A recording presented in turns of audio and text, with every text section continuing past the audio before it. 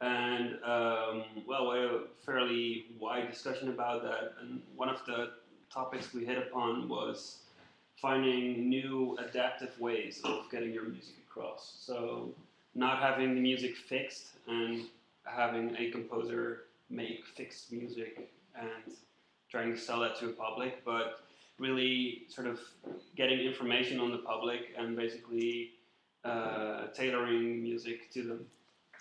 And I thought there were lots of options of ways of approaches in this concept and this idea, and lots of ways you could go about doing that. So yeah, I just thought it would be really cool to have a follow-up discussion about that specific area and see if we can come up with really cool ideas, or maybe even discuss if it's if we want to do this, or that maybe we should do this or shouldn't or whatever. So that's basically the context. I would suggest we start out with a quick round of introductions, since there are a few people here that are fairly new. So, well, my name is Thijs, as most of you know. Hello, Thijs. I'm a sound designer. Hello, Thijs. I'm studying at the HKU. I've done an internship at STIME and met Pinar there, which is why I basically became involved in the whole SoundLinks thing. And It's a whole another topic. which is a whole other thing. But yeah, I'm always interested in getting new knowledge and thinking about stuff. So that's why I like to get involved in these sessions. So, Hi, I'm Yaniv. I studied theater in Israel for 4 years, then sonology in The Hague 1 year. I did a residency at STEM. That's where I met Tess, which met Pinar.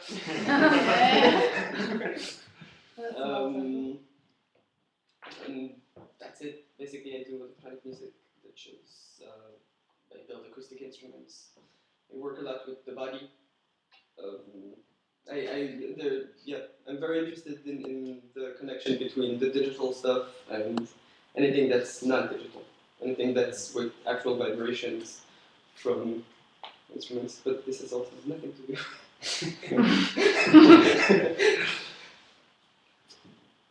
Okay. My name is Gagi. I'm in the same year as Thijs at HKU. But we do lots of the same projects, but where he's more focused on programming, I'm more focused on composing music, where I also use stuff like Superglider and created sounds to use in compositions. And I did an internship at La Urbana, which is a modern dance company, if you don't know it. And so yeah, that's basically in a nutshell what I do. I don't think we have to get all too deep. just a brief introduction. Yeah, so. I'm Mark. I met Thijs, or I really got to know Thijs in Macedonia last summer. And he met Pinar, so that's how I got involved. We're all gonna do that. The connections thing. I did an internship at Sound of Music in England, where I did a lot of work with children and got to know about working with them, and saw really innovative ways of teaching children music instead of just using notation in the old ways, really approaching from a new angle. So that's what I was interested in last year of my studies.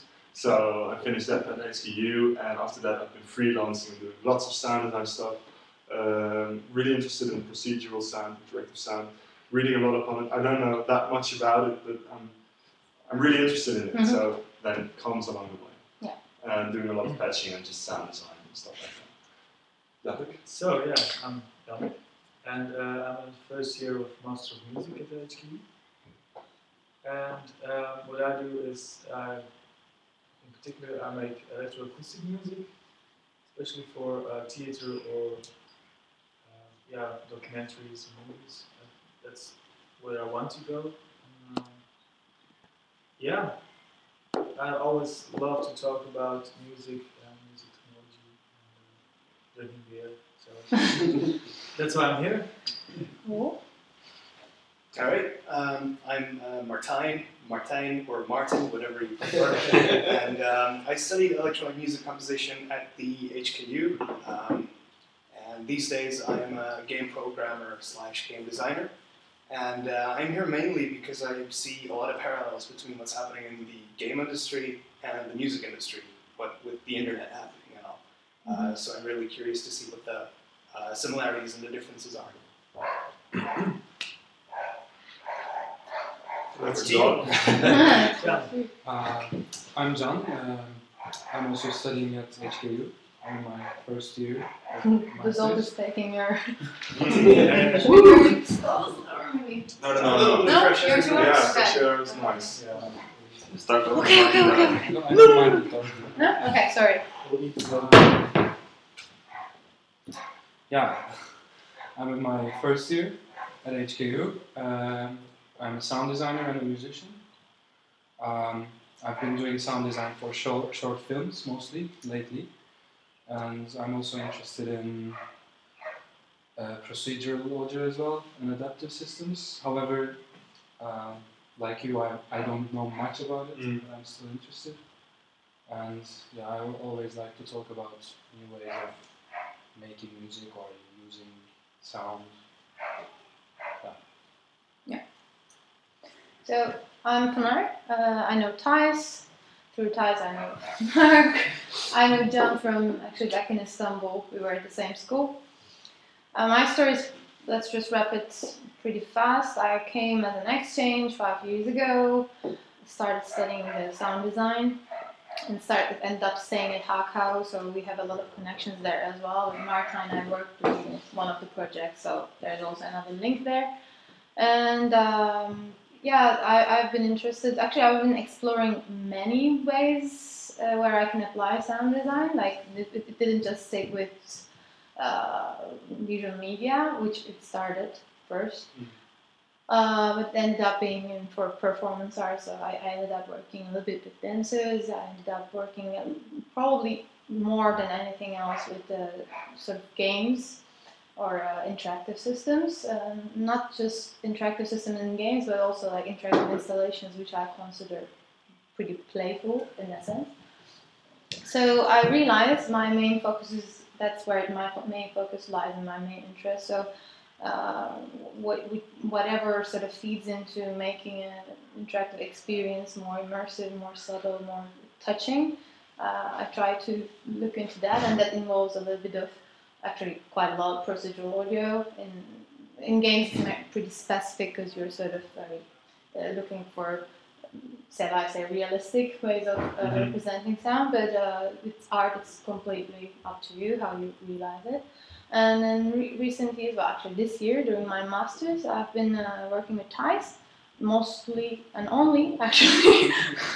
And through that collaboration, a lot of ideas, and quite ambitious and crazy, naive ideas came up, and one of them was this think tank project, sort of gathering people, like-minded people like you guys together and then discuss things, and not necessarily get stuck in the whole music technology field, but sort of reflect beyond that and draw parallels, just like Martijn doing. Yeah? I'm not sure how long are you going to talk, but We've worn it out. Oh, that's why. Well, we don't have a problem there. We have this. Exactly. Thank you. So it should be fun. No, we're still streaming. Huh? please continue. Oh, sorry. That was actually it. So yeah, recently we ended up working in an installation project together, and actually we're still planning to work it forward, although I'm about to graduate, doesn't matter. On the side I do freelance stuff, sound design, sometimes software development occasionally. That means working with other artists or film artists, etc. And I'll probably be also working in a very commercial game development studio soon. So I have my hands in different places. Cool. Will that be procedural sound, you think, or will that be more like sound design? No, I'm actually pushing that, but that I'm a junior starter, so we'll see how far I can But push. they're not there yet. They're not. No, but they actually are interested in it. Yeah, of course they're interested, but don't do it yet. Well, that's the thing. I can't give away too much, especially while we're streaming. It's kind of confidential, but let's just say the engines are coming towards that idea slowly. But it's not as wild as we think yet, because I mean you have to make a commercial. There are all kinds of It's other like sample player or No. like a round robin sample player. Let me just put this. There are some noise generators involved. Let's just that's not as much as I can tell, but it's not there yet, not the way we want it, but it's gonna get there. PlayStation 4, perhaps. Yeah, maybe. 5. There won't be one. There won't be one, no. But yeah, so the roundup is this. I before I finish, I want to say that I'll be moderating this thing if I can, as much as I can. We already talked before the rest of you arrived, with some of you, that this is kind of a continuation of a previous topic, as I suppose it is. So the newcomers, like people who weren't there before, like John and aside from John and Martin and maybe me and Ty, you guys can go first because we would like to, get your input beforehand so that you don't feel shy or anything. Not that I think you will feel shy, No, but I want to hear what has been Yeah, discussed Like a last time. summary. Oh, we can give Yeah. wrap up around I that. mean, I've already done, Yeah. I've already looked Like at several. what Yeah, there is. sure, but I I mean, think like, the brief you summary wanna of what discuss was that discussed last time was the idea of, for instance, you have like social web media like Facebook and stuff like that. You can get a lot of data on possible crowds from those sites, and it might be really interesting to see if you could actually create systems that tailor music to already known aspects of somebody. So you basically data hack everything you can about a possible audience and create systems that produce basically tailored music to fit that audience. That was one of the So if ideas. I we really discussed. like, double bass, double bass, then your song will have double bass. Yeah, for instance, like Maybe And not others that will not. maybe you could create a sort of metal drum generator that would, like, if you like that kind of stuff, would put that more into a mix, so you would maybe enjoy it more, maybe stuff like that. But it was a topic we basically touched slightly during the discussion and wasn't like thoroughly fleshed out, and that's actually one of the reasons why this meeting is here. and we sort of realized that there are two trajectories. We were sort of not trajectories, but two things that we were sort of talking about. Yeah. We realized they were sort of in a way separate, but affecting things. One is that publishing is a different thing, obviously, and the making is different. You know it, obviously. Yeah. But when we first started talking, we were somehow talking about as a whole thing, like how do you reach to the audience? Yeah, okay, but sort of in terms of focusing on the audience experience, let's just say, there were two different things. One is how they receive it, like if it's digital publishing is downloading, I guess, right? Or making a table. Okay, so there's an experience design around that. How can you make it more interesting? I don't know if it's part of a musical experience. Can you make it a part of a musical experience, actually reaching the music, the publishing of the music? Yeah. And then there's the other side, which is you so far not really can control how they listen to it. Like they interpret it in their own ways. And then that part, that not so controllable part, led to the question of how can we sort of control it? Can we make it more interactive in a way that we adjust the way music changes? Sort of, algorithmic music can be the first thing that might come to mind in this sort of logical direction. But how could we? So basically, the question is that, like, what else could be there? Are you familiar with the stuff the RJDJ team does? Okay. Yeah. Because they've now got this new thing, I've got the beta stuff on but they do this project now, which is, I mean, they've got, of course, they've got these RJDJ things. Does everyone know? No?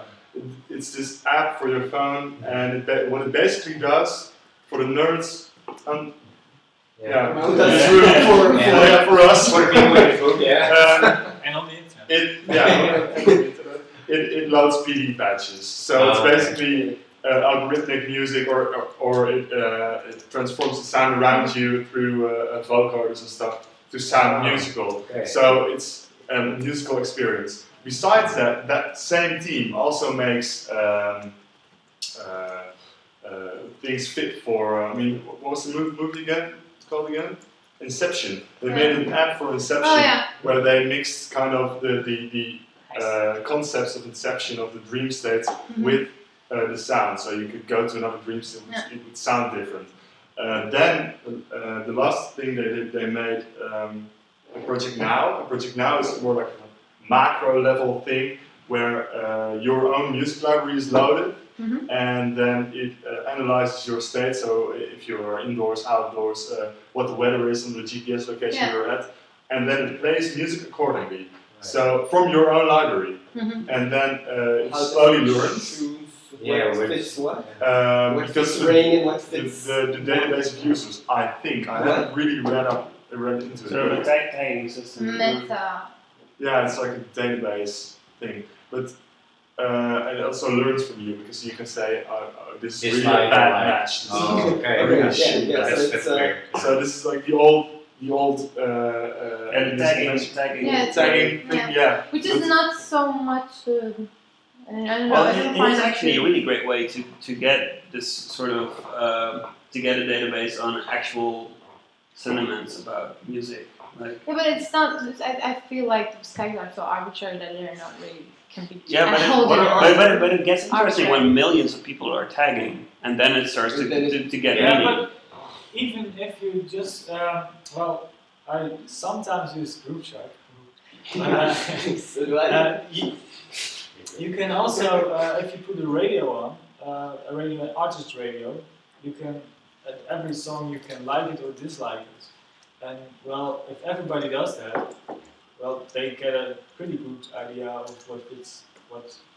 Yeah, but it's really size down to that matters. subjectivity. So Yeah, of course, but there's always a guideline. There's always, an average. Like a mainstream. Yeah, but isn't there like so much more information you can get nowadays? But what kind of information are you thinking about? Well, maybe even like extremely personal information because Like there's so much stuff being shared nowadays. Yeah. So like, We were looking for like- Facebook database, which is Facebook like there even when like people dying, people getting born, really like all the really big events in people's lives are shared nowadays on these social networks, and why not use that information? But in what way would you use that That's to the create question. usable? Because I would say what's the difference? Many art projects are actually doing this in data sonification, Twitter visualizations, or whatsoever. What kind of How do you translate how do you this? translate it to actual music making? Because that's one of the things that we were discussing in the first meeting, that we realized that why we make music is a whole different story than why we make, dare I say, art. I mean, weird in a way. Yeah, occasionally music is very so much more personal than just making an interactive art piece or visualization. I dare say. I mean, at least. I don't really agree on that. I think No? it should come from the same place, or at least for me it comes from Okay, the but that's true because Well, it could. It comes from the same mountain of aesthetics. that's one thing that affects. But like, we were discussing this from different perspectives as well. Like some of us think more like you, some of us think different. But Thijs actually pointed out like certain things are like, why do you make music and why do you want to share it? I when I talk about, for me it's completely different. Why do I make this installation is completely different than why I end up getting my guitar and playing and whatever. Yeah, I totally get you, but I think it's far more a gray area.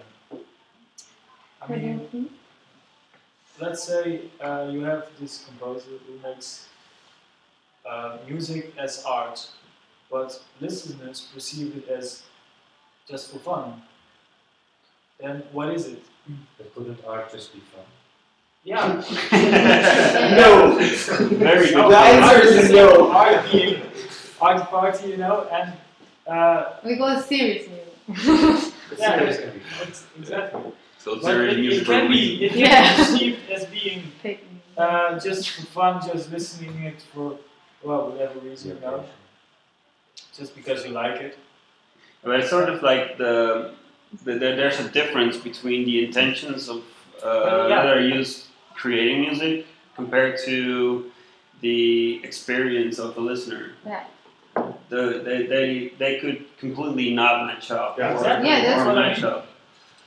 But if you have, like, as a composer, if you have this sort of, if you want to bring some sort of message across, wouldn't it be logical to find out, like, how can we get this Yeah. message across Yeah. the best That's way? what we were meaning, like with an interactive message, maybe you just want them certain external, different kind of experiences or explorations, or more maybe gray area and not so much. And Depends on your intentions, obviously. And then I would be generating music by taking information from people and making it easier for them to connect to it, Perhaps. To relate. to relate. Yeah. Or maybe the question is like, how can What you? about the artist?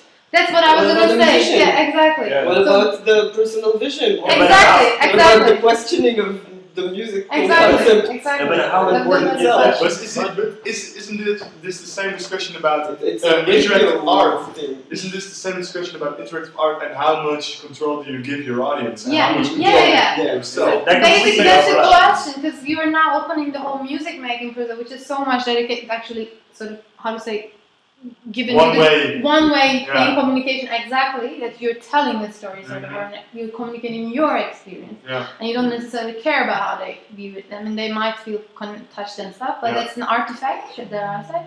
But right now we're opening up to an interactive setting, or Yeah. sort of, we are opening up a direct influence of a listener. Then how do you put the composer back into the making, and etc. So Yeah, but in the art world, that whole transition already took place. Like in classical art, you had this artist who made, let's say, a painting, and then the painting was presented, and the audience could watch and either like or dislike or whatever. But that was the end of the interaction. And now, in the past few decades, the audience has been involved more and more. And being Well, you can go to street musicians and troubadours.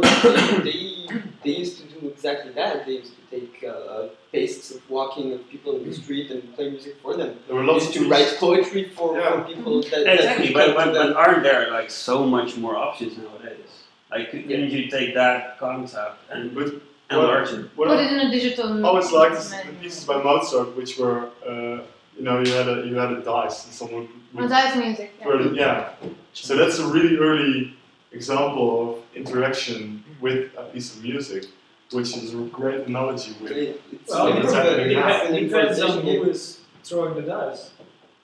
If he's throwing the dice himself, there's not much No, interaction. of course. The audience was throwing No, dice, but I think that the whole idea of that composition wasn't about being interactive. No. There was no meaningful choice in it. No, because progression no, of no, the- he composed the blocks which were Yeah. played, so it's still composition. Yeah, but you're not interacting with the music. You're interacting with.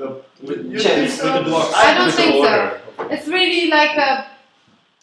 It's not the right example. It's all about setting the It's- rules and it's how all far you go with it. technical. This is, Yeah, this but- is the beginning of setting the rules. Yeah. Okay. Letting So loose. it is. It's a rule-based whatever sort of system. We've been out. Yeah, this was something that was shown in the whole actually adaptive music systems as well many times. But I think what we're sort of. I mean, it doesn't. Okay, for me, maybe this is my terminology. Interactive is something much more beyond it. Okay, this is the very beginning, so it doesn't hold it, obviously, the essence of it. But an interactive thing that you have to take into account both agents in much more deeper level. Like what we're talking right now is actually taking into account the listener's personal situation. It's not just like in the dice occasion, the difference is that it could be anyone. It could be just like you can just hit it and it wouldn't matter. An animal could do it. Yeah, it's very out. Yeah, so Okay. you know. Very arbitrary. In that There's nothing case- personal about it. there's a great difference in active participation or active. I mean, you gave the example of Facebook. Yeah. You could think of a model where you take someone's personal stuff and use it in a passive way. So I wouldn't have to. I would only connect to Facebook. Okay, click OK, and it would take my information. Yeah. That would be a passive way of using it, and I wouldn't necessarily know that it's being used when I listen to it. But a lot of the RGDG stuff, they involve a lot of participation. And what I notice when I listen to that, I know that I have to make sounds or do stuff. It's a whole different experience. So I think there you can also make a distinction between the two. Active participation, which is adaptive or passive. True, but it's like I think the active version almost imprints the idea into a listener's mind that he's a musician. Yeah. In a sense. Yeah. Like you're interacting like, oh, I'm playing around with these parameters, like, oh, it's just like playing the guitar, but then different. Yeah. Oh, that would bring us to a whole different topic of the craftsmanship, virtuosity, and but it's almost connected in a sense, because if you really tailor something towards a listener and even ask him for participation, are you a composer or are you an instrument designer? And what's the To what extent is an do you want to where's the line? where's the border? Is there a border? Yeah. I think That's a really good point. because it's a great overlap. Especially now with all these apps and things and iPads and stuff. Exactly, but that's one of the things I try to do. I think most of all you're someone who is classifying people. No? Yeah. You'll take classifications if you're not following that person personally by yourself. Or like classifications or classifications of people, because there's no one kind of people, you know. So you'll have to take, people who likes the movie Godfather tend to relate the feeling of melancholia to this kind of music. Mm-hmm. So you will have to make that kind of algorithms. But that would be your main mission, I guess. No, That's what my we're mission, it's just- trying to sort of do, isn't it? You can do that. Yeah, like all this quantified self is in a way that this extension of this whole idea. I don't agree fully, because nowadays with Facebook you can really make the music for the person itself instead of a class. Actually, Instead of classification of a group of persons. And with the technology of today, and especially of tomorrow's, you can just make the music tailored for probably one. web-based or something just for that person. Yeah, And if that person I is get what you giving mean. enough information for you, I get what you you mean. can use, of course, the classification information, like we say, but it's not necessary anymore. What I'm trying to say is the main job in here is not making the music, but defining someone. Yeah. And no, I don't agree. defining I- references. I'm not sure people want to hear music about themselves. They want That's a to good hear. one. That's they what want- I'm they just want to like- hear. They want to be It's challenged when they But listen make to it music. music They about want themselves. Okay, but an emotion. They no, want but that's their a choice emotions to if you know be where touched. they are, if you know who they are, Yeah. and what they do, and if you know their position, you can challenge them by making music that's Okay, that's true. something. Different. You can even find out Yes, if but- they want to be challenged or not. That's the Yeah. thing. You can It's also true. personalize the challenge to the Yeah. person. Make sure it doesn't go over their head. But that's. But can I say something? I think this whole idea that you're talking, sort of personalization of music, is like pretty much a personalization of this internet stuff. So the kind of information you're The gonna get filter will be bubble, like you're gonna create another Yeah. musical filter bubble. Yeah. Yeah. I think that's like not really personally. I'm not really. So what's the Yeah, but- other alternative? That's the question. Like, is there a way without getting stuck in this sort of bubble creation? Yeah, Is always. there a way to create, involve the composer, still keep Well, do the opposite than what he wants to do. Huh? Do the opposite of what people You want know to what do. his bubble is like. You can find something Well, You can outside. find something But from that's the outside problem, and people- But also, break his bubble. Yeah, but people, that's the thing, the whole system, I mean, if you're taking reference to existing things that's Yeah. what we're doing right now, the way, maybe I'm wrong, so correct me, but I feel like the way they designed it, they're really encouraging one way of use, Yeah. and that way of using is actually not really going for the one that you challenges you. You were really hedonistic or very, I don't know what's the word for it, but the way we act on internet is very pleasure-based. Yeah. And in that case, we won't be challenging us. It's all kind of comfort zone that we're just so I think happy that with. that is the tendency of most people. Yeah, so How would it apply outside of the internet though? So, wow. Okay, so you have But- the internet, well- which is one thing in the Well, world. well, There's There's outside the internet. I- but you don't idea. have to be all black and white. You can also. I find an idea, like, for instance, say that you have a system that will be able to create sound and will be able to react to a listener's perception of that sound in real time. So you won't make use of any prior knowledge of, like, say, for instance, Web 2.0 stuff. You just play him some random sound and the sound starts modulating and maybe monitoring Like heartbeats, feedback shit like that. EEG. Yeah, maybe even brain activity. Why not? Maybe just using brain activity to morph the sound in such a way that it becomes pleasurable for the person. But why should it always be pleasurable? Or not, but yeah, But but how do we measure where to draw the line? because pleasurable is, I think even if you make really sad or depressing or aggressive music, it's still being, Yeah, it's called Uh, satisfying. it's Yeah. still Yeah, satisfying. satisfying. Let's call it Yeah. satisfying instead of pleasurable. Yeah, satisfying is a better word indeed. But I could imagine systems like that could operate completely outside of the filter bubble Facebook realm and still be completely adaptable to, or maybe using like direct brain pulses or shit like that. I mean, it's probably not possible right now, but in 10 years, maybe, you know? It's possible.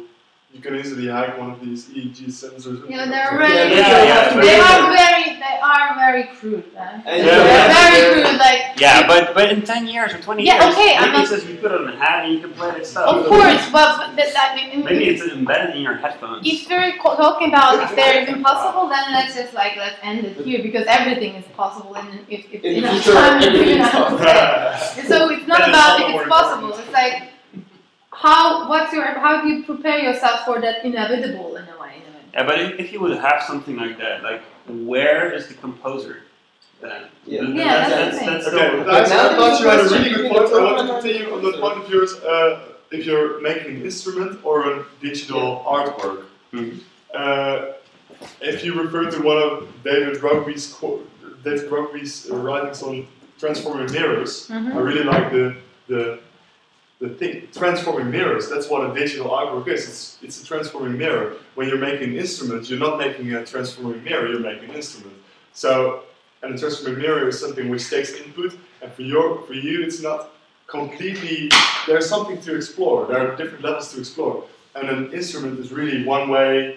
You put something into it, something comes out of it. That's That's not That's at not all the true, I definition would of an say. instrument. No. There's not Like- only one way to play an instrument. No. That's true. Like, actually, I dare to say, I would say John, you guys, some of you guys know John. John actually would probably just bring up the clarinet example because he goes for that one. It's kind of how volatile is that the word? Like how, like changing it is and everything. I mean, that's really the case. That's why actually, okay, that I don't want to talk on their behalf, but like the Simon is all advocating this, like the whole marketing thing about the musical instruments being like, oh, anyone can play music. That's not the point. You don't want to make it necessarily easy for musicians. Wouldn't apply that. Musicians are about exploring, finding the nuances, and really, really digging into it. And that's the instrument. An instrument, a good instrument, well-designed instrument, and maybe call me very ludid in a way, or old-fashioned, but I think it should give this kind of richness and topology that you have to take years to master. Yeah, I think Like the some game sort of the Yeah. 10,000 years. Right. But now the 10,000 days or hours? What is it? I mean, hours, I guess. No. No? Yeah, well, and anyway, there's so much practice that you have to do before you become a master of an instrument. It also It's should 10,000 allow. something. It also should allow personal. Years, days, seconds, something like that. Years. I think it was days. You said game design. Yes. You mentioned an instrument has to have a certain level of complexity and a possibility space that it's interesting enough for an experienced musician to explore it, maybe for a couple of years, maybe for his lifetime, and still find new ways to use it. That's what game designers are really good at, only, and also making it possible for a beginner to learn how to use it. You start out simple. The system is there, but you just give them a subset of it. Say one string with a guitar, which is a really crude example and it should work. But the point is you limit that possibility space at first and you let users get comfortable in that and you let them slowly expand according to what they're comfortable with and slowly learn the whole thing. Which is what doesn't happen with something like a violin, which is why most people after a week of trying to play it, and that's something personally I think musical instrument design is really lacking. Well, I was thinking the same thing about Facebook.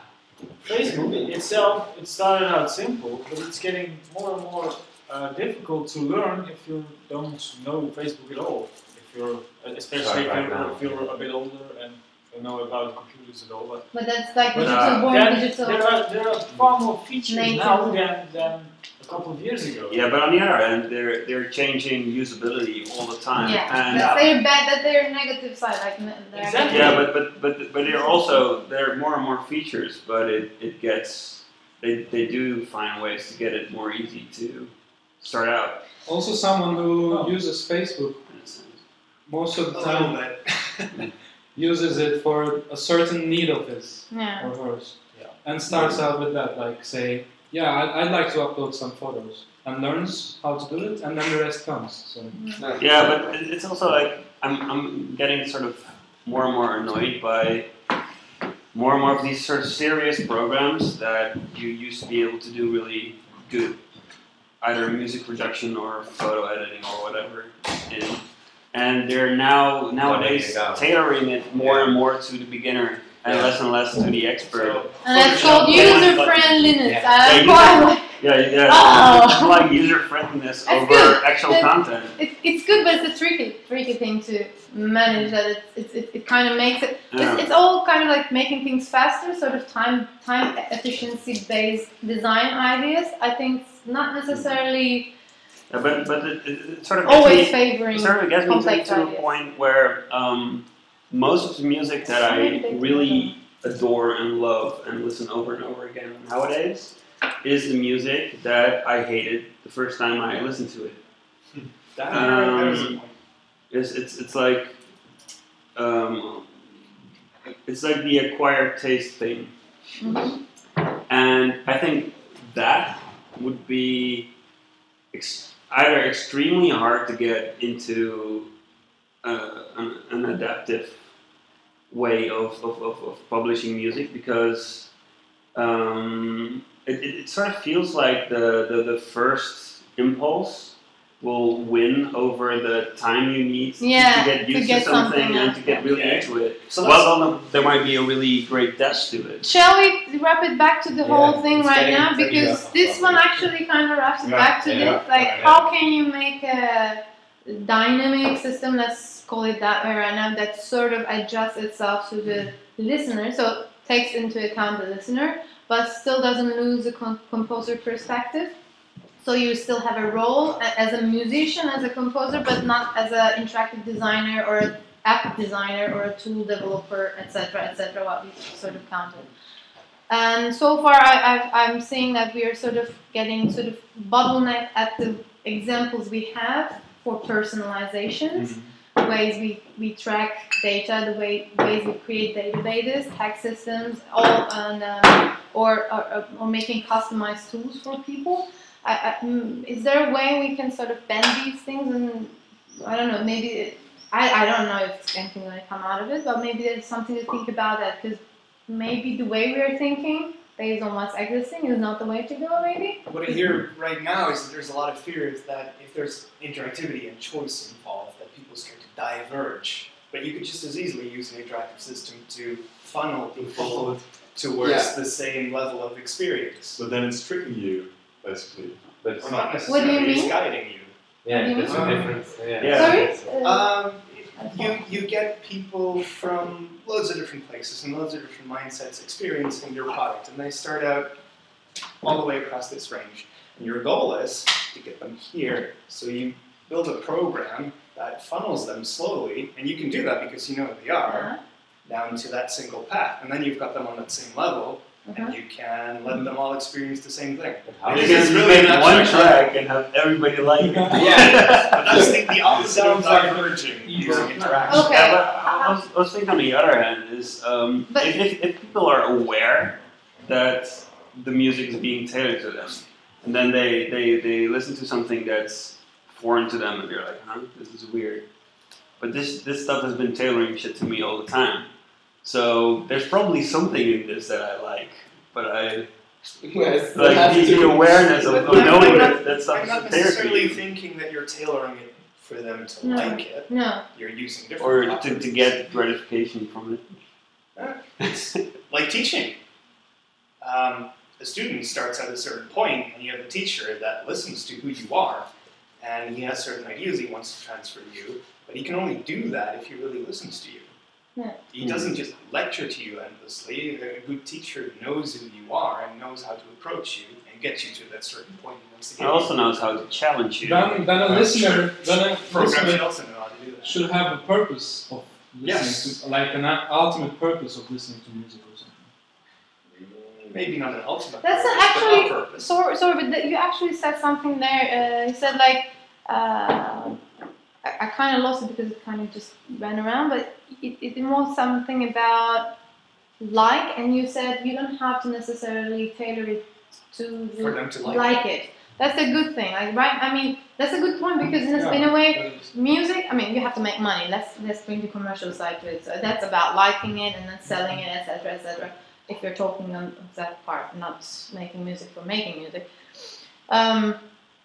In that part, you have to make them like it, or you have to make things people like, so people buy, and so etc. That's the standard way of thinking. I'm not an economist, and there are other ways of Yeah, but unique ways of. But what I'm trying to say is this: when you have that model, how can you make something work commercially if you don't make it tailor things for people to like? Okay. You know what I mean? well, It's a broad cultural question. Not Yeah, just I related know, to I music. know.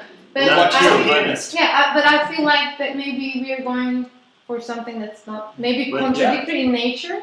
That's it. okay, but maybe Something that's of the consciousness maybe instead this of is- the lizard brain. Yeah. But maybe this is completely idealistic of me, but a lot of this sort of really likable music that's mostly like, oh, you like this, here's another thing.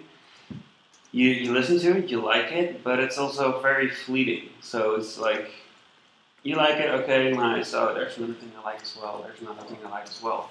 And those more challenging bits, you sort of, I tend to get back to, and they tend to stick with me for years. Like right before this meeting started, I played this old song by Portishead that I've been listening to for the past, well, I think like 10 to 15 years or something. I don't know exactly when it was released, but I got it when it was just out. And I keep on listening to it because when I first listened to it, it was really this new thing. I haven't heard of it before. And there's some sort of economic value in that as well. Not just having the, oh, you like this, oh, so you'll get it and you buy it. And that's even quite irrelevant in this world of pirates. I think the music that you get attached to in such a way that you actually want to invest into it because you won't listen to it once but will listen to it like for decades is much more valid. But you only listen to it if it's free or if you bought it once, and you can listen to it more. Well, you have to be And exposed to maybe it. you could invest in seeing this band live, but You don't think that has value? Live music? of course. But I mean, there's not more than that. There's, What do you mean? in this, okay, let's say it like this. For musicians, there are two business models, so to speak.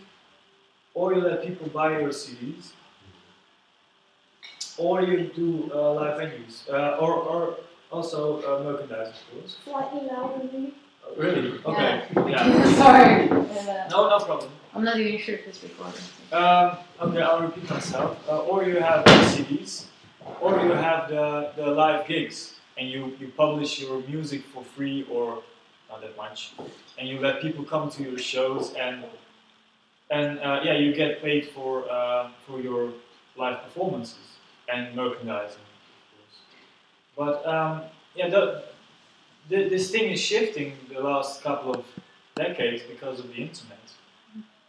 And yeah, what were you saying again? Exactly. But it sort of feels like composed music is just sort of like the poster to advertise for the performances that will hit your city anytime soon. Yeah, but if you, wait, let's go back, because if you're talking about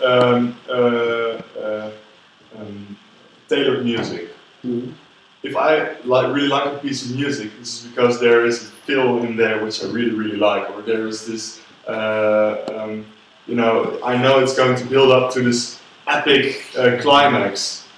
And when you tailor music, I mean, you could of course make a system where you know that I really like that feel, or where I really like a climax like that.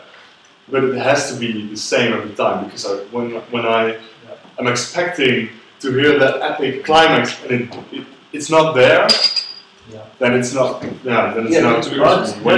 That's only with music you heard before, with the songs you heard before. Yeah, but for me that's a whole different thing. That's a live generated music. I think we're kind of going back with this concept to the troubadour, with the digital troubadour. So you could actually maybe take this information and write one song that would be perfect for one person, which he would listen for his whole life. Which is funny actually, because you had this crazy idea. Yes. Don't lose it, don't lose it. Yeah, I was talking about being someone's personal musician. Exactly. It's for everyone, but yeah, that's so it would generate a code that could do this based on all this information that we're talking about. Then you could have, and then you could have, I don't know, bands that know exactly who's coming to their concerts to play those songs for those people. I don't know, something like that. Yeah, but it would be a troubadourial act. It would be something that would be with information tailored for digital troubadour. Yeah, digital I like it. But to take like a sort of extreme example, maybe. But if you have Marilyn Manson play a show. Probably always. But and you see the entire crowd basically dressed as he does, acting like he does. Isn't he a personal troubadour to the entire crowd at that moment? It's funny to take Marilyn Manson as an example. Yeah, well, the reason I take Marilyn Manson is because it's very visible there. But it's probably for Pearl Jam or any other band, it's probably the same. People who know fashion gets in there. And also, think about the amount of people in that crowd that at the exact same moment think that the lyrics are about their lives. Are exactly about their lives until the very last detail of what he's saying. But that's what cliches are. They're, of course, boring maybe, but everybody knows them because mostly they're true. Yeah, but it might be. Are they cliches, or is that just the way people take in that music? Is that just the way it works? That's the definition of a cliche. Well, but cliche is something bad, but it's something that you all have in common and can use time and rely something on. that's shared by large. But in that case, like every successful music is a cliche. Now you're also you're generalizing too much. Well, you have to compare them. Like you have to compare how many people listens to them and how many people agrees with them, and then you can decide maybe how many people agrees with each of them. You know. In radio, in popular radio, there's a concept that's called the lowest average, something like that. Lowest common denominator. The lowest common denominator. Oh. Which is usually mostly cliches, but the moment you go one level above, the lowest common denominator. Okay. which kind of goes to the most popular music that most of the people don't dislike. Let's call it. A song about the relationship with your girlfriend. With the guitar, drums, bass, and the computer, and the girl singing. Everybody can relate. Everybody. I mean, it's which you don't necessarily hate.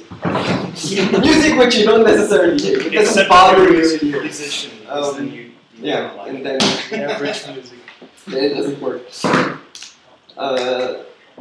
But you were saying if you go one level, you get one level. Well, if you're interested in music, then I don't know who here actually listens to radio. I don't. Except in the car, maybe if you Sometimes. don't have your albums on your I'm bad. I don't. internet radio, and then you have way more control. Yeah. But popular radio. No. But actually, when I was back in Istanbul, I used to listen to more radio. That's funny. Yeah, My whole how to say routine? Not routine, but like habits change. Like Daily habits. yeah, daily habits change. But there's an interesting thing. I heard maybe some noise on software guiding your listening behavior, but that's what radio's been doing effectively the last 100 years. Isn't TV It's the nothing same new. thing? Same mentality, Yes, all media, the It's same something thing. else deciding what you watch or listen to. And hasn't it come to a glorious point of mediocrity? Yes, Exactly, that's the lowest common denominator. Yes, exactly. Let's get back on topic then. If you personalize all the music, that will only increase. Yeah. Because most people listen to that music. Yeah. So most people will form the No. music to create more music like that music. I think at first it does. Your algorithms will create this music. Directly. Think a generation ahead. Sorry. Yes. Then, if you're Yes. thinking a generation ahead, if everybody is adapted to this process, it's being personalized, and everybody is going to have another taste. But are they? Yes, definitely. How are they going to have different I don't tastes? think so. It evolves slowly, step by step. But how? And If I I think- start making music Yeah.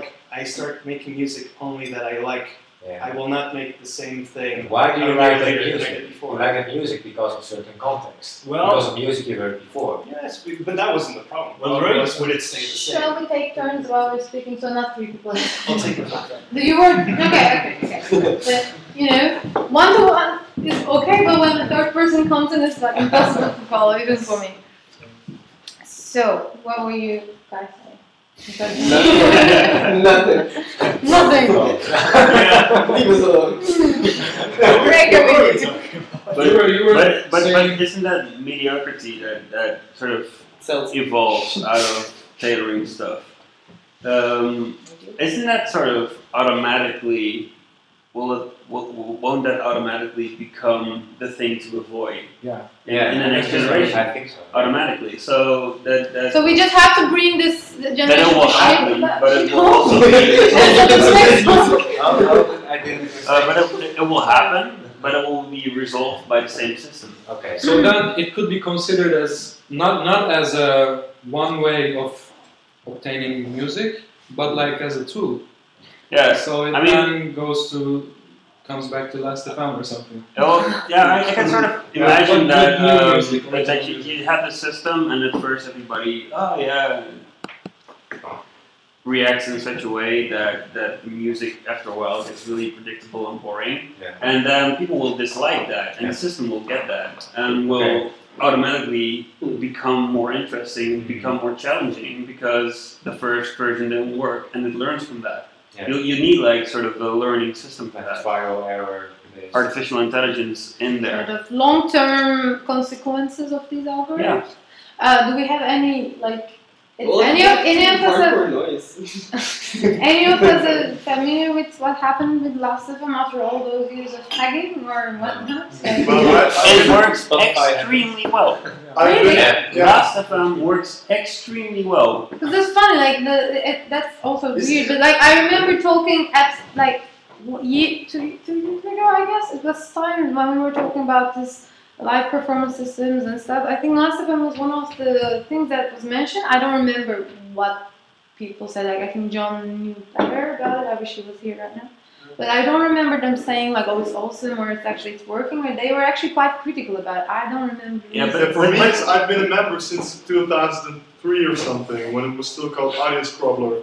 And for me, it's really just nostalgia to look up what I listened to in 2007. Yeah, but the cool thing is that there is automatic playlists based on artists. Yeah, but they cost money, so I've never do that. Well, I don't even have an account, but I'm automatically in their system because I'm an artist. And I've actually listened to Tapage Radio once. It's good? Really? I loved it. Like, almost every track that came out was like, oh yeah, man, I know this guy. Didn't know this track though. I had a really nice listening experience, and that is basically all about, well, if you like this, most people probably like that one as well, and so they. Well, that's the same thing I was talking about the Groove Radio. Yeah, it was it's the same thing, but yeah. For me that has never worked. When I was 13, 14, I was a really big fan of Queens of Stone Age.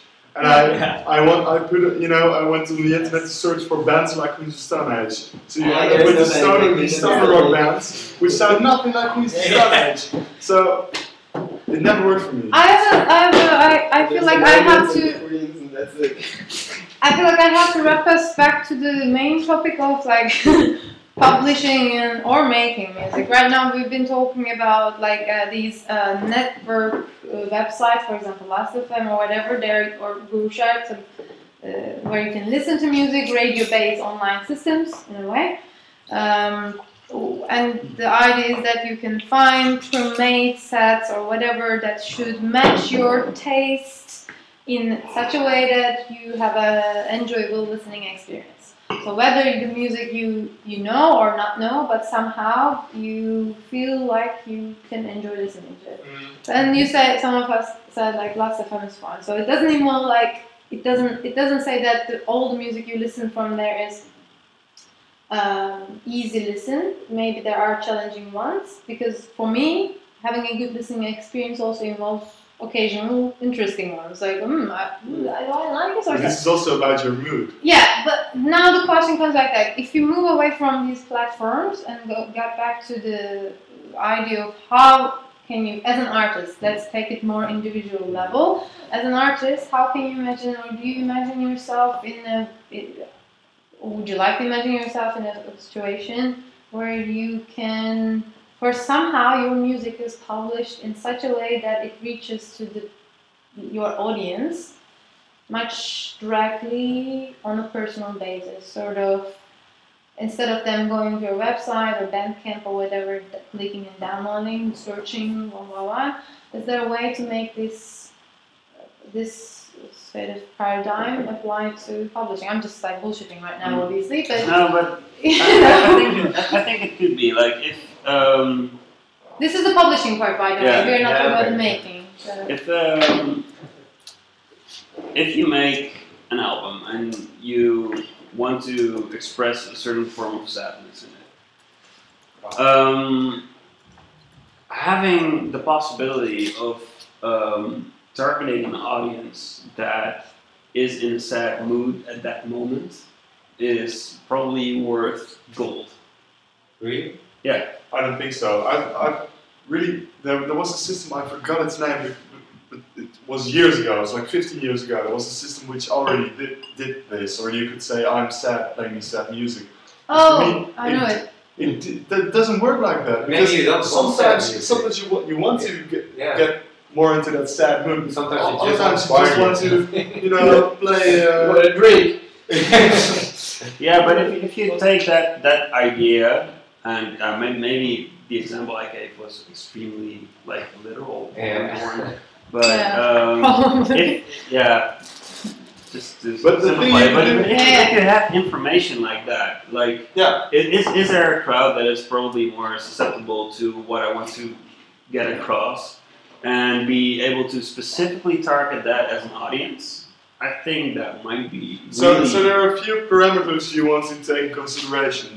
It's the things you generally like, so the person you are, which you can basically get from Facebook. Then there's your current state, of your current emotional state. and there is the emotional state that you want to get to. Yeah, but it could be something that's being like updated every minute. I mean, there is so much data to get nowadays. Yeah. From like the mobile phone. But I'm just looking pragmatically at the data you can get and the data that you would need for such a system. It's what kind of data would you use? How would you use it also? I mean, Then you have to go to, I don't know, like really sciencey, I guess. Right, It's fine. We have to reach out. No, not joking. Getting the scientists. I think you Next time need to we get do to a it. point of like neuroscience. Yeah. To get there. I recommend making a list of reading material for next meeting. Not Sorry? necessarily, Yeah, why not? not necessarily That's to a read good it idea. all, but just To to have share it. something. Yeah. I'd say cognitive science as well. Yes. Yeah. Of I'd say course. Brave New World again. Also, Yeah. But you know, you're all talking about Facebook like that it is a good information source, but I don't think it It's a is. third person. No, I don't think it is personal. I We think talked It's about that very before, static. being the bubble, being the ideal yeah, but it doesn't say who the person selection of is. yourself. Yeah. No, it's a very statistical thing. Like It's also like how much is being lied on these platforms. Yeah, true. But let's not go there. Let's keep it trajectory because I know how it's gonna well, go. there's But there is something to say about this sort of fake information. What?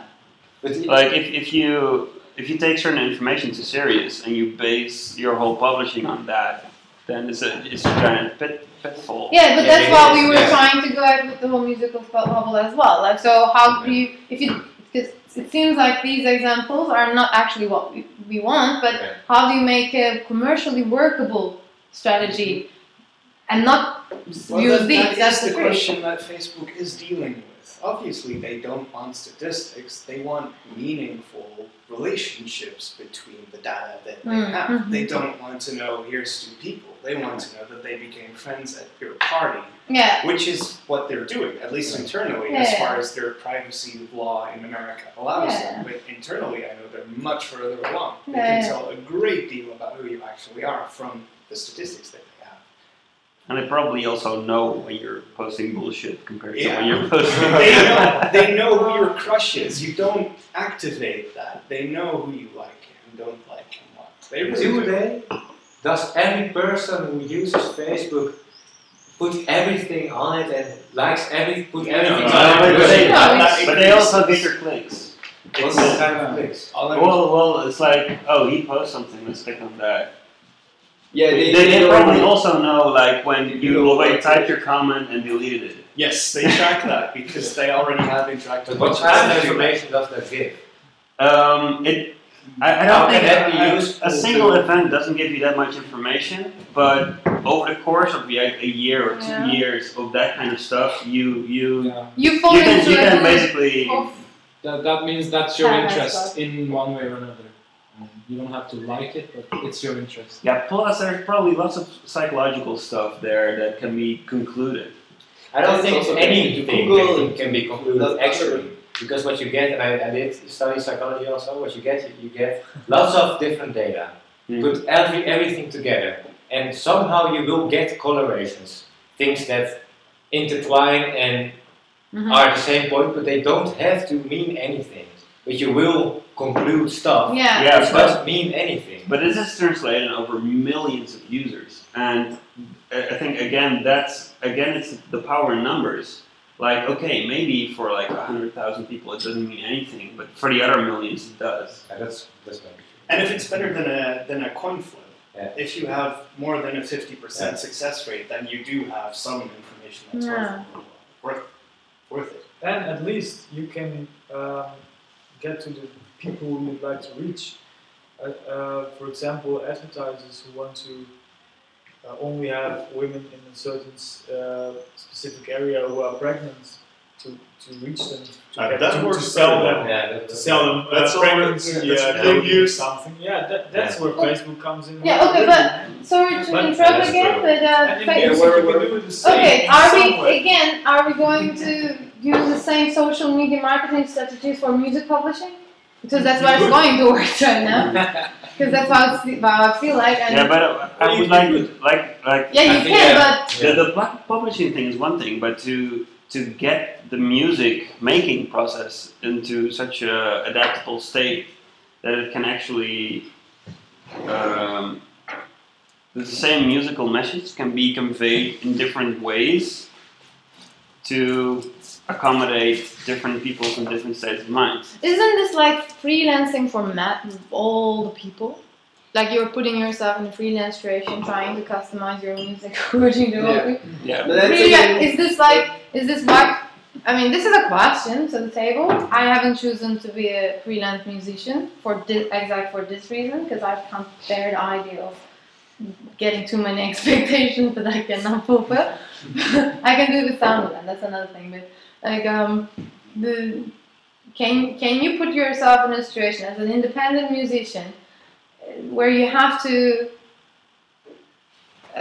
customize your music making, or have a system that you have to learn to make a music, which could be interesting to learn actually, just for the learning part even. That tracks tons of incredible amount of data, draws conclusions from it, and then actually guides your creative process so that it is in a way tailored to either challenge or make it easy or both of it or whatever. But the cool thing is that kind of approach would unmask so much versions of your idea, more versions of your idea that you could ever listen to in your own lifetime as the composer of the piece. Yeah, of course, but yeah. I mean, you have done music that you had never heard. yeah, it's a learning. It's you can use it pretty much all. But I think the question stands there. Do you want to go there as a creative person? Like, I would like to say, yeah, just let go. For me, at least, Mozart's been done. Yeah, okay, Wanna but see we what don't else is live in there? the time of Mozart anymore No. for a long time now. No, that's true. But we've still been composing music in much the same way. not Not really the really same. true, actually. But I Well, wouldn't agree. Almost. It's still Mozart was so- of course extremely like he just got an assignment and wrote music for that. This is just completely applied sciences. Well, yes. And the band structure, like the pop music, isn't tailored in a similar way. It's not like, okay, there's a wedding, now I'm gonna write a wedding album. No, That would be like the Mozart approach. No, yeah, But exactly. I mean, You were you talking still about- have completely your own. It's what you create, and you put it out there, and then that's it. I'm just for my own sake, I say I want to let go of that. If there's chance involved in that, if I know that If each you're talking database machine learning system influenced my composition, so be it. We're But talking isn't that about It would be interesting. but you're talking about letting loose the idea of fixed music. Of authorial control of your own Okay, yeah, conscious mind. okay. Okay. Do you want to Let's let not let it loose. Let's. authority? Actually, that's Also, the other one. Yeah, but It's fixed music But- as its place. But still, what do you become then? Are you still a composer then, or Yeah, that's the- are you the programmer of the system that Well, maybe created that's the same this? thing. The roommate. Today, Is that I programmer think still a it's- composer? I Or- think programmers and composers can be the same thing. Really. And is what is still left of the Artistic view. person that started? Yeah, of the Yeah. artistic view. Well, Yeah. you can create. Is there still an artistic view, or is that a concept that needs to be? Well, the shoved concept away is, with is the being components. personalized Yeah. or being what is it, machine learning personalized. I don't know if I would want algorithms to change my music for the masses. No. See, there are different ones. Actually, I have with you. I'm very traditional in that sense. I don't want any algorithm to do what I do. I'm Fuck completely them all. on both Except sides if I here. write the algorithm. On the Yeah. I don't know how to write algorithms. Nice. So.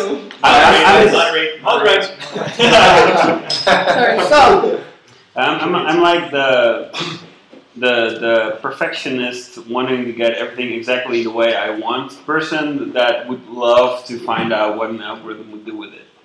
So it's Yeah, it would be cool. I'm completely on both sides here because I do see a value of the single mind with the single idea getting something across, but I also see the incredible potential of having this system and letting it loose and basically taking your hands off it and just Giving see it what's life. doing. Yeah, In a way, creating musical life. Once From what I know of my subconscious is that it influences a lot of my conscious decisions before I've even made them. So why not have a computer system do that anyway? It's not much of a difference.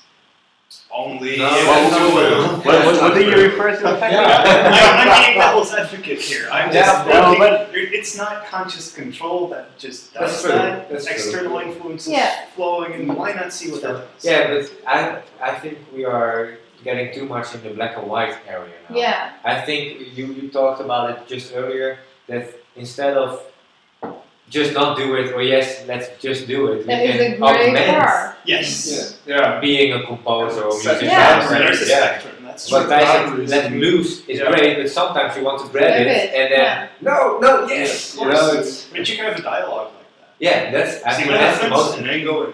I think that's the most interesting. But as the composer, you are making the rules. You can Yeah. make the And rules. you can bend it. Multiply them. Yeah, you can make the rules the way you like. But the thing is, it's not a rule-based system anymore. It's an algorithmic system. It's not just like Well, Algorithm is different. rule based. I once had it is. this.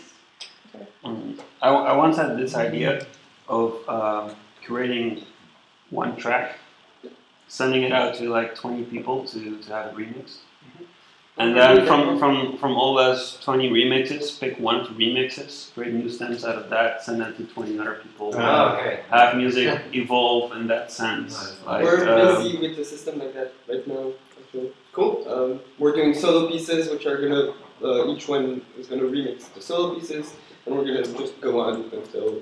Yeah, but that's already sort of like a self-learning system that implies like, okay, there are these choice moments in the evolution of the piece in which you can say, okay, well, this is the direction that's happening right now, which is the most interesting or a interesting one. Basically treating the music as an evolutionary process, like, okay, this is where it gets right now, this is the best one, or these are the best ones, and move on from there, and having the music almost evolve to a certain state where it's... So you're not just endlessly letting that multiply, you do have selection.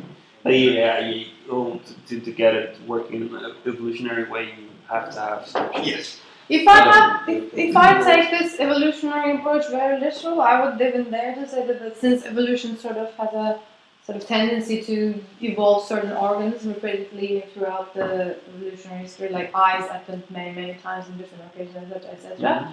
Like, wouldn't that come into a point where these evolutionary algorithms or whatever approaches for music creation result in a repetitive, similar outcomes, sort of Yeah, slowly creates and I think that becomes interesting because it could even suggest a machine created.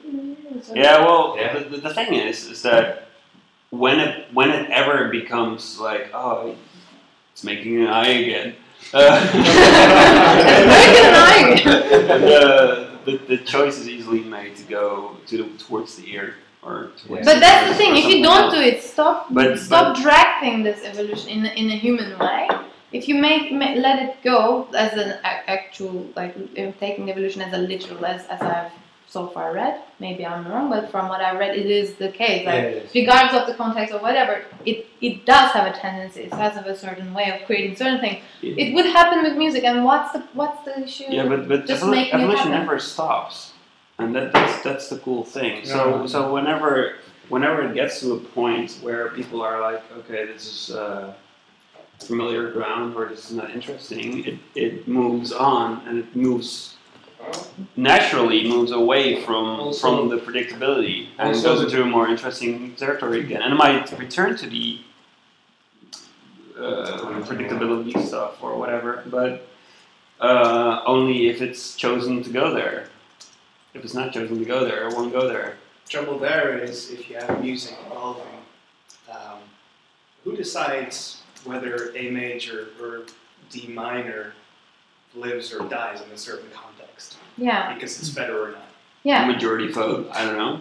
Okay, but that's important because eyes, obviously, you have photons and you want to have sensors that can construe a mental image of the environment for survival. Yeah. What is that like in music? Yeah. Yeah, What that's are the thing. reasons- How what are do you the reasons why translate that? something- Yes. Like, There I said this Kevin Kelly was actually suggesting that if you rewind the tape of evolution, you would get similar results. The details could be sort of changing, but the core of it actually would stay the same. You would still get an eye. So in this context, in that case, if you get it like that, what is the context that defines the survival of certain I think musical the things? human experience I don't is necessarily. the defining thing. So we are the Petrica. I would- That the evolution is yeah. happening. Yeah, but it's extreme. It will Sorry. be extremely big. Yes. It's something I read in the Middle Ages. They Mhm. never used the Devil's Court. Sorry. The Devil's Court. Sorry, continue. Maybe too, but Yeah. yeah, it's probably the reason why it's called that. No, they hardly use the what we call the normal scale from C to C white keys, or the A to A minor scale. I forgot how we call it, Aeolish. Aeolic band or something. But it's something that changed gradually till we are now. We shouldn't decide that this is the ultimate point in evolution. I mean, evolution is still going. Mm. Yeah, because the conditions are changing. Yeah, it's still changing. In 100 years, maybe we'd use other skills. These skills are, maybe not because of everything is digital and everything can be saved for eternity. But in some way, it's still changing, it's still developing, and it's still going to be, but there's like in evolution there used to be like only one form of like the replicator, which was life, which was the only way to get evolutionary information to be copied and to be evolved. And humans basically brought other artifices into play that could evolve, like music has evolved, like language, like nowadays memes and all other things. We're getting into taste. Yeah, We're sorry. going there. I was afraid of that. It's still But essential. it's the idea I posed was basically a whole another evolutionary layer being introduced as the next step in a natural evolutionary process, because music has always been evolving this way. People liked pieces or didn't like pieces, and composers that created pieces that were liked made more influential work, which influenced new composers and blah blah blah. I mean, it's nothing new in a sense, but we could do it on a much quicker digital and much. You could speed up that evolution. But it's Using also digital already techniques. speeding See up what a you lot.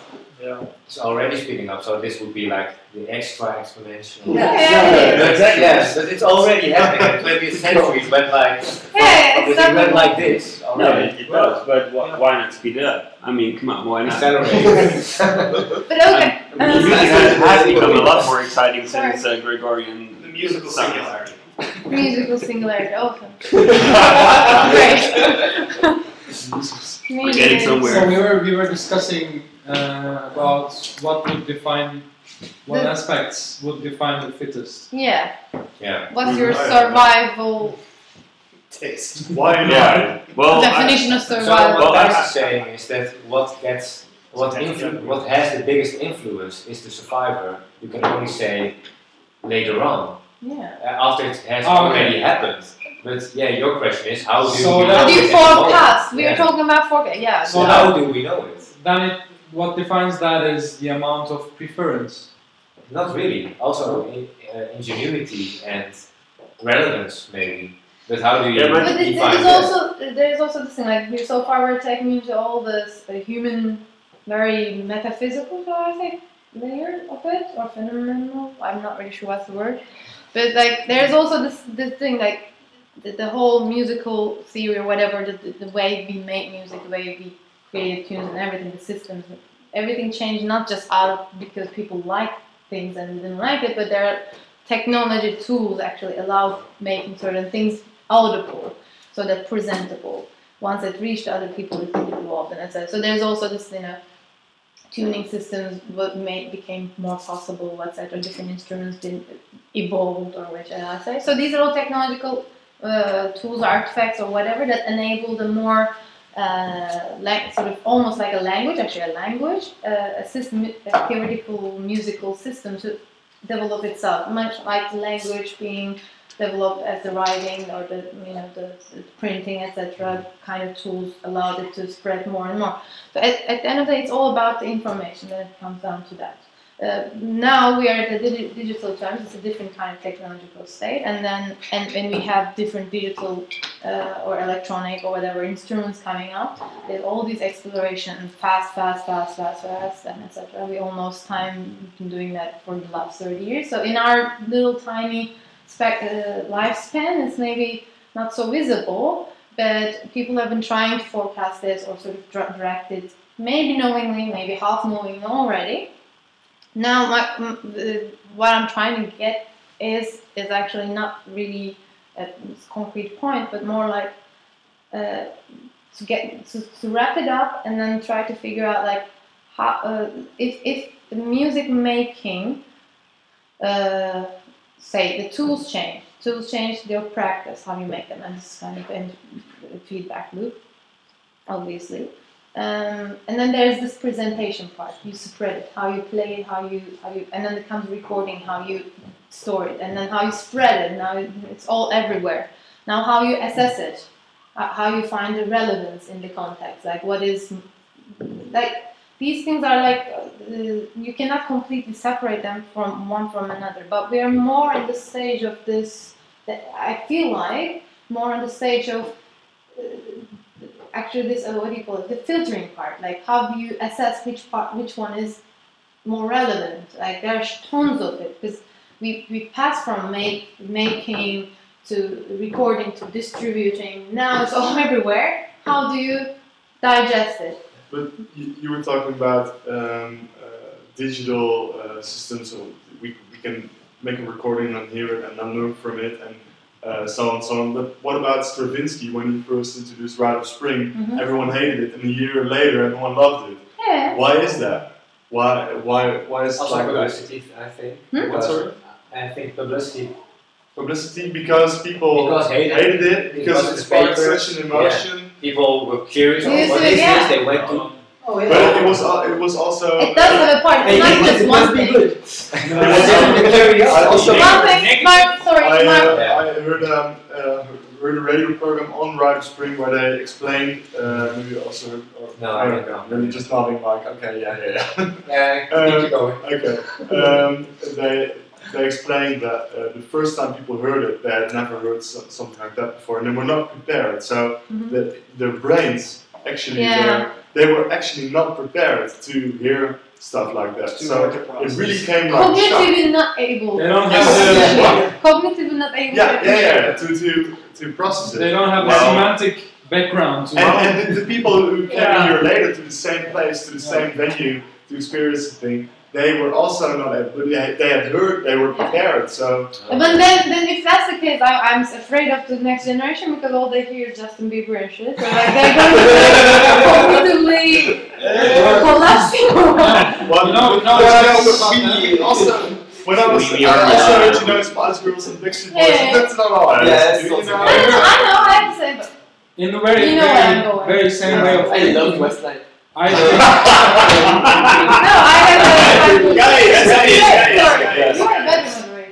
in the same way of thinking, following the same process, you can say that there will be a generation or a group in one generation that will think Britney Spears, Justin Bieber, and all that kind of music is legendary or something. No, I hope no, it will and will be fine. No, like people like Italo disco now or something. Yeah. It can be a certain genre. 1,000 years later. To wrap back to the point, Sorry to bring it back to that, but I want to really go back to this whole publishing thing that we somehow always scrape through and end up somewhere else. Maybe we should take a break. Yeah, we can take a break. Yeah, we can take also a break. We actually could do that, yeah. But wrap it up, yes. Before we take the break, I just want to put the dot so we start from there.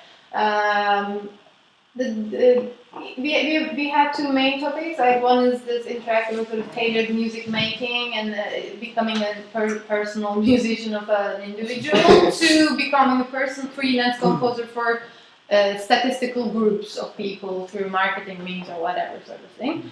And where do you lie your personal creativity? Where do you lie your independent expression, and not so much the financial concerns, but actually just artistic expression? And I'm not saying artistic expression doesn't go well hand in hand with financial stuff, but that's the idea of government. I don't necessarily agree, but there is a line that people walk back and forth over there.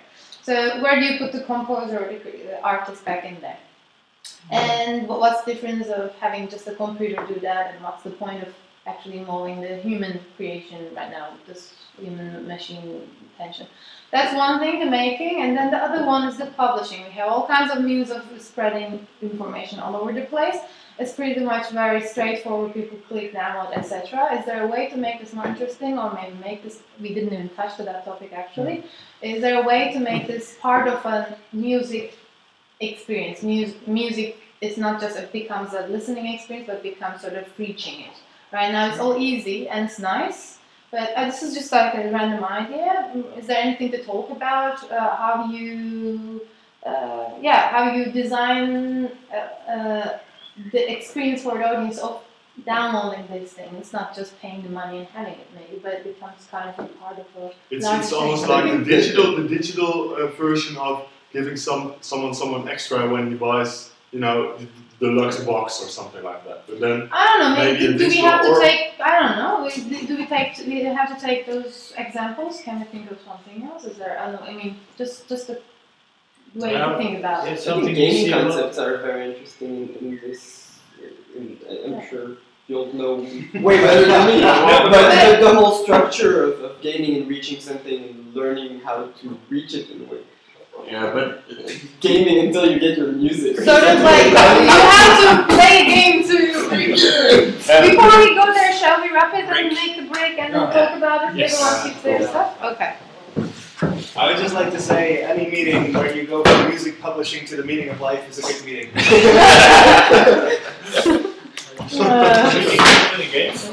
And probably that as well. Oh, maybe two. Yeah. Maybe that's the meaning of life. I need filters. Is anyone have filters for tobacco? I've got cigarettes. Okay. I'm not an actual Break. smoker. But you have Just cigarettes. an actual smoker, but I've You just like to make friends everywhere you go. yeah. But I think you have cigarettes with me. Yes. Yes. It's good too. Friendship. Yeah. Yeah, I want a beer.